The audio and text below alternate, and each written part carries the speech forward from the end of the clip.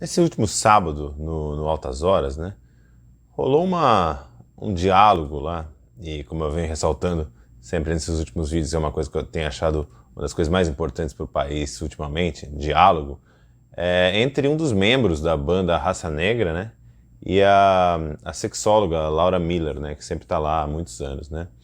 Ele fez uma pergunta que é uma coisa que está na cabeça de muita gente, desde aquela história do kit gay e de tudo que foi debatido sobre ensinar sexualidade, sexo para crianças, com que idade isso é certo, com que idade isso é errado e tal.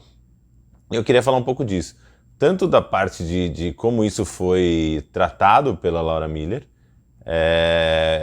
como isso foi visto na internet por algumas pessoas, e também sobre a resposta dela em si, de como isso deve ser encarado na escola e como isso deve ser ensinado para as crianças.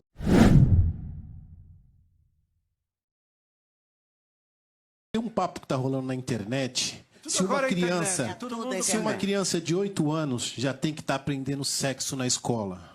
É um deputado que está Isso querendo. é Eu sou muito contra, porque eu sou importante. pai e tenho um filho, Olha, então vamos eu sou explicar o totalmente que é a sugestão dos parâmetros curriculares nacionais, desde 1997, do tema sexualidade aparecer transversal no ensino a partir dos 6 anos de idade.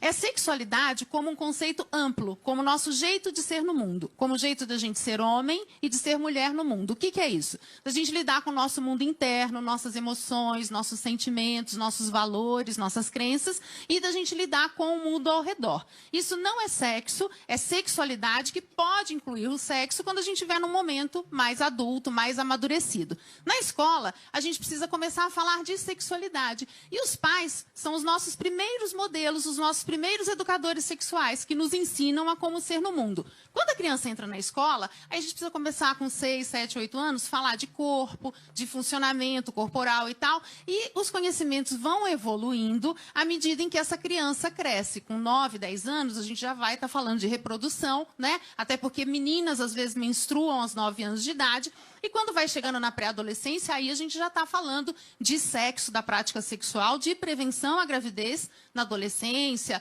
de diversidade, de doenças sexualmente transmissíveis. Então, tem todo um pensar por trás, e isso não estimula uma sexualidade precoce, uma vivência precoce da sexualidade. Pois é, como vocês viram no vídeo aí, ele fez uma pergunta que, pela minha visão, pareceu bastante sincera, de um pai preocupado com o que o filho, a filha, vai aprender na escola com relação a sexo.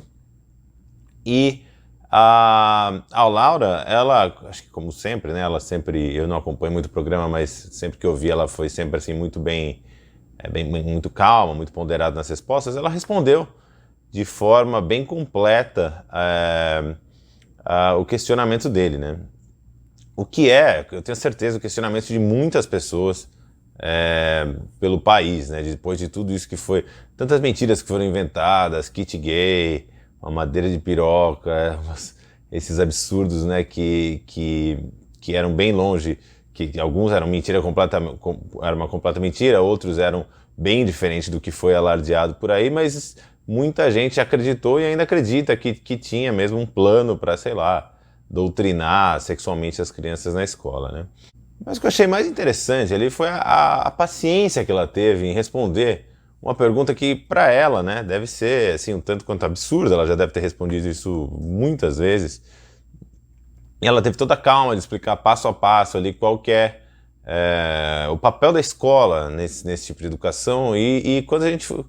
A besteira que é, quando a gente fala de sexo, pensar no ato sexual e não em tudo mais que está envolvido, né, na sexualidade da criança, desde, sei lá, ensinar o que é o quê, quando a criança já tem, sei lá, 5, 6 anos, já começa a diferenciar, a ver que é diferente do outro, e você tem que começar a explicar, né. O que eu acho que o outro ponto que eu achei interessante nisso foi a reação disso na internet, porque assim, eu acabei tweetando lá, dando uma resposta que acabou ganhando muitos likes, que é uma coisa que eu não sou muito acostumado, porque eu não tenho uma presença forte no Twitter, e me surpreendeu bastante, porque, mas o que eu fiz foi mais ou menos o seguinte, porque muita gente vendo esse vídeo estava respondendo naquela coisa de polarização que eu tô falando. Tipo, lacrou em cima do cara, calou a boca dele, humilhou tal, coisas desse tipo. E não foi assim, eu acho que a gente, não, de novo, não tem que ir para esse lado, eu acho que a gente tem que... Eu acho que a resposta dela foi perfeita no sentido de educar, explicar. Eu não achei mal intencionada a pergunta dele, foi no máximo ignorante, ou no máximo de um pai preocupado, com, lógico, uma boa falta de discernimento ali, porque acho que um pouco de pesquisa, um pouco de pensar um pouco faria ele não fazer uma pergunta daquela. Mas já que ele fez, ela tem o meio que dever, principalmente pelo papel dela, de dialogar e de explicar para ele. Se ele entendeu ou não, até muita gente falou que pela cara dele ele não aceitou muito a resposta, isso não é muito, não vem muito ao caso. Mesmo que fosse uma conversa só entre os dois, ela pelo menos tentou fazer a parte dela, né? De explicar para ele sem humilhar, sem tentar tratar ele como um idiota, como um ignorante, qual era o ponto de vista dela como profissional. Só que mais importante que isso, óbvio, como é um programa na Globo, muita gente que viu aquilo tem as mesmas dúvidas, tem os mesmos questionamentos, e é muito bom que isso seja explicado.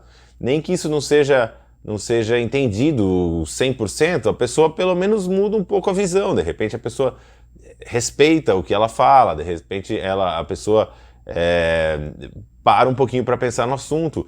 E é isso que eu venho batendo nessa tecla há muito tempo, e a minha resposta lá no Twitter foi uma coisa interessante, porque muita gente aparentemente está concordando com isso, quer um diálogo, quer um Brasil mais assim, onde a gente pare com essa guerra e comece a dialogar sobre as coisas, explicar sobre isso. Eu estou usando isso como exemplo, mas isso serve para qualquer coisa. Então, se nesse dia a dia que a gente tem quem é melhor, quem é pior, o atual, o antigo e tal, vamos dialogar, sempre que tiver uma divergência de ideias, um lado explica a sua ideia, outro lado explica a sua, sem agressão, sem ficar nisso, porque não está levando a nada, já falei várias vezes. E voltando um pouco aí nessa parte eu acho que ela respondeu muito melhor do que eu responderia, óbvio, mas é um tipo de assunto que eu não entendo por que principalmente pais, principalmente homens, né, são tão melindrados ainda com esse tema, porque na minha cabeça é uma coisa assim, tão fácil de explicar. Meu filho tem 5 anos, ele outro dia ele tá numa fase que ele não entende ainda direito com o que é, quem casa com quem é parente de quem, assim, ele tá entendendo ainda, porque lógico que ele entende muita coisa, mas assim, às vezes quando é um casal que ele não é muito próximo, ele não sabe se são irmãos, se são amigos, o que eles são, né? Acho que é natural de qualquer criança. E outro dia ele me perguntou, por curiosidade, até porque a gente tem amigos que gays e que são casados com pessoas do mesmo sexo, se casamento é só entre menino e menina, né? E a minha resposta foi assim, eu respondi simplesmente assim pra ele: olha, filho, na maior parte das vezes, sim, mas isso não é uma regra, isso depende da pessoa, o que a pessoa preferir, e se o menino quiser casar com uma menina, tudo bem, se uma menina quiser casar com uma menina, tudo bem, inclusive você não é nem obrigado a casar, não tem essa regra também, você pode fazer o que você quiser. Ele entendeu, foi uma resposta de 30 segundos, ele entendeu na hora, falou: entendi, pai, tudo bem. E pronto, acabou. Lógico que isso não acabou com as dúvidas dele sobre esse assunto no resto da vida. Mas isso não vai aumentar a chance dele. Eu não tenho o menor medo de achar que ele vai olhar: nossa, então eu posso casar com um menino? Que ótimo, eu não sabia disso. Se ele quiser isso, não vai ter resposta minha, sim ou não, ou talvez, que vai fazer ele mudar de ideia. Então, é só falar a verdade, de uma forma sem preconceito, sem nada, explicando que todo mundo é igual, independentemente do que gosta, do que não gosta. Isso serve de novo para raça, religião e tudo mais, como eu já falei em outros vídeos. Então, os dois principais pontos aí desse vídeo, eu acho que assim, esse caso da Laura Miller, a tranquilidade que ela respondeu, um assunto que é delicado, assim, e é delicado quando ela, do jeito com toda a parte que ela teve que explicar dos, sei lá, 7, 8 anos até a pré-adolescência, vai passando por várias fases, é delicado porque as pessoas já tentam incrivelmente esse assunto é mais delicado com adultos do que com crianças, né? porque a pessoa já meio que não quer nem saber, já acha que é um assunto proibido, que tem que ser tratado em casa e tal. Se fosse só tratado em casa, se a gente não tivesse nenhum problema de gravidez na adolescência, de doenças sexualmente transmissíveis, de um monte de outras coisas relacionadas a isso, estaria ótimo, né? Então os pais estariam fazendo um papel ótimo em casa, mas não estão, né? Aparentemente, porque o Brasil não tem bons indicadores nisso. Então, a escola ensinar isso, eu não vejo problema nenhum, acho até que é excelente. E a forma que ela tocou nesse assunto, a forma que eu não vi o resto, eu só vi esse trecho, então assim, eu não sei se teve um prosseguimento ali, se alguém quiser comentar, mas assim, se o cara, de novo, desculpa, eu não sei o nome do integrante ali da banda, se ele entendeu ou não, como eu falei, isso nesse caso específico não faz muita diferença, porque o importante é que ela está tentando explicar o certo, né, o correto, o que é visto pelo que ela estuda, o que foi estudado, o melhor método que a ciência concluiu que tem que ser ensinado para a criança. Não é o único, óbvio que não precisa ser desse jeito, mas assim, não tem nenhum bicho-papão escondido nisso. Então, nesse assunto, ou como qualquer outro, vamos dialogar, vamos responder com calma, vamos respirar fundo. Se você tem uma divergência grande, se odeia um lado, odeia o outro, respira fundo, critica o que tem que ser criticado, elogia o que tem que ser elogiado, conversa e vamos tentar ir para frente.